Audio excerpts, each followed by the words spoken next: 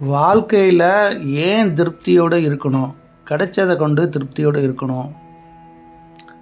அதாவது திருப்தி தான் பொன் செய்யும் மருந்துன்னு நம்ம முன்னோர்கள் சொல்லியிருக்காங்க. அதுக்காக நான் சொல்லலை. உங்களுக்கு வேலை கஷ்டமாக இருக்குன்றீங்க, ரொம்ப பேருக்கு அந்த வேலையே கிடைக்கல. உங்களுடைய வீடு சின்ன வீடாக இருக்குது, வாடகை வீடாக இருக்குது அப்படின்னு நீங்கள் நினைக்கிறீங்க. முதல்ல வீட்டு வாடகை கொடுத்து இருக்க முடியாத அளவுக்கு ரோட்டில் ரொம்ப பேர் வாழ்ந்துக்கிட்டு இருக்காங்க. அவங்க கூட நீங்கள் மேலான நிலையில் இருக்கீங்க. உங்கள் உடம்புல சின்ன சின்ன நோய்கள் இருக்குது, சின்ன சின்ன வலிகள் இருக்குது.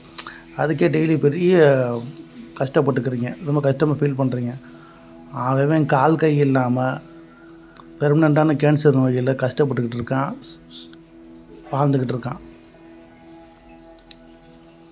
அதே மாதிரி உன்ட்ட சின்ன அமௌண்ட்டு தான் முதல்ல இருக்குது, சின்ன அமௌண்ட்டு தான் இருக்குது. இதை வச்சுட்டு நம்ம எப்படி பெரிய தொழில் பண்ணுறதுன்னு நினைக்கிறீங்க. சிறுசு சின்ன வகையில் சம்பாதிக்குது, அதுக்கேற்ற மாதிரி சம்பாதிக்க முயற்சி பண்ணுங்கள். அதை விட்டுட்டு சில பேருக்கு இன்றைக்கும் ஆயிரங்களே பெரிய அமௌண்ட்டாக இன்னும் வாழ்ந்துக்கிட்டு இருக்காங்க மக்கள். நீங்கள் வாழ்கிற அதே மாவட்டத்தில், நீங்கள் எந்த ஊரில் இருக்கீங்களோ அதே ஊரில் இன்னும் ஆயிரங்களே பெரிய அமௌண்ட்டாக இருந்துக்கிட்டு இருக்கு. இப்படி கடவுள் கொடுத்த ஆசீர்வாதங்களுக்கெல்லாம் நன்றியோடு இருக்கிறது தான் திருப்தியோடு இருக்கிறது.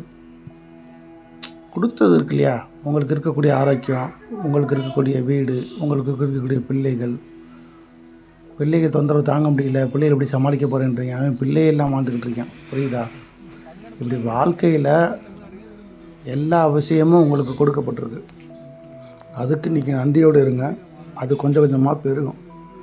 நீங்கள் என்ன வேணும்னு சொல்கிறீங்கன்னா, இறைவன் கொடுத்ததை அவமரியாதை செய்கிற மாதிரி, உங்களுக்கு கிடைச்சதை கேவலப்படுத்துகிற மாதிரி, உங்கள் வீட்டுக்கு வரக்கூடிய விருந்தினரை, உங்கள் வீட்டுக்கு வரக்கூடிய ஒரு செல்வந்தரை நீங்கள் கேவலப்படுத்தினா அவர் எப்படி திருப்பி வருவார்? அதே மாதிரி தான் உங்களுக்கு கிடைச்ச சின்ன சின்ன ஐஸ்வர்யங்களை நீங்கள் அவமானப்படுத்துனீங்கன்னா பெரிய ஐஸ்வர்யங்கள் உங்களை தேடி வராது. கிடைத்தவர்களுக்கு நன்றியோடு இருங்க, கிடைத்தவர்களுக்கு நன்றி கூறுங்க. இதே மாதிரி பிறர் செய்த உதவிகளுக்கு நன்றியோடு இருங்க. பிறரை உபயோகப்படுத்தணும் என்ற நோக்கத்தோடையே பழகாதீங்க. அந்த நோக்கம் இன்றைக்கி எல்லா பக்கம் பெரிய போயிடுச்சு. இவரால் என்ன காரியம் ஆகும் அப்படின்ற எண்ணத்தோடு தான் பழகுறீங்க. ஒரு மனிதன்ட்டு பழகுவதன் மூலமாக ஒரு மைண்ட் ரிலாக்ஸ் ஆகுதா, இல்லைன்னா டைம் பாஸ் ஆகுதா, அதோடு முடிச்சுக்கோங்க. இவரை வச்சு வாழ்க்கையில் எப்படி முன்னேற முடியும், இவரை வச்சு பணம் கிடைக்குமா, இவரை வச்சு வேறு ஏதாவது உதவி கிடைக்குமா, இந்த நோக்கத்தோடையே பழகுறீங்க. பெண்ணாக இருந்தால் சொல்லவே வேணும், அதுக்காக தான் பழகுறீங்க.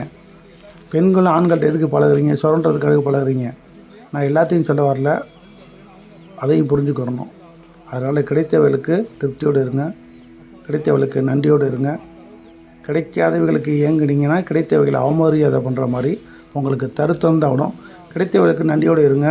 மிக விரைவுன்றது 6 மாதம் to 1 வருஷத்துக்குள்ளே உங்களுக்கு ஒரு நல்ல அதிர்ஷ்டமான வாய்ப்பு, அதிர்ஷ்டமான வளர்ச்சி நிச்சயமாக கிடைக்கும். பேரன்புடன் உங்கள் கேஜி.